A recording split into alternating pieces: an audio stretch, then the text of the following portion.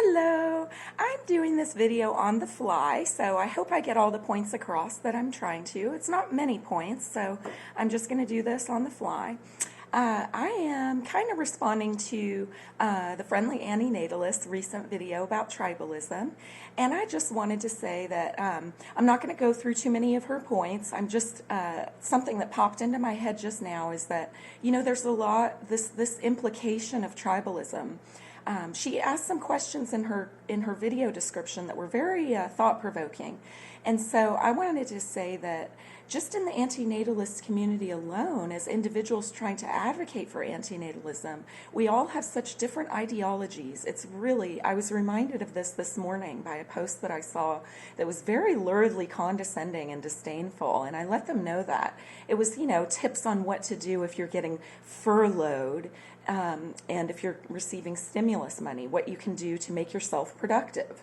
And I just asked this person, why are you so concerned about people being capitalistically productive? So it's important that we maintain our friendships with people that we have different ideologies of outside of antinatalism if we're going to make antinatalism a cohesive movement.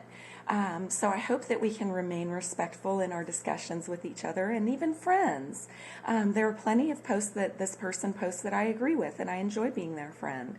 So I hope that we can maintain that tension. Carl Jung talked a lot about how a successful individuation process, and I would argue on a collective level as well, is maintaining a tension between opposites. And so a balance, sort of, being on a balance beam is very important in life, to be able to carry things without swinging one wildly from one side to the other. And on that note, I wanted to say that there might be, excuse me, my arm is getting tired. There might be a link between this notion and the cults that develop online. And this I'm bringing up because there's all this news today about the Proud Boys leader being a government informant, and that it was, in my opinion, a PSYOPs operation. Now, there's another PSYOPs operation that we know about. I forget the woman's name, inside of the Capitol rioters. But this dovetails with some arguments that I'm having with people from The Dive and their show on Roar Media, because they are very against developing new legislation that will determine who our domestic terrorists are, and I disagree with that. I think we need that legislation. I think we've been ignoring domestic terrorism for too long, and it's different from international terrorism, so we can't just apply the Patriot Act to it and other legislation. I do agree that we have too much legislation on the books already. I think it would be a good idea to get rid of some unnecessary legislation like the Patriot Act and put in place something more domestically oriented. But again, on that note, these are not antinatalists that are arguing this. These are just political people, and I see the value in maintaining my friendships with them so that we can have a socialist movement.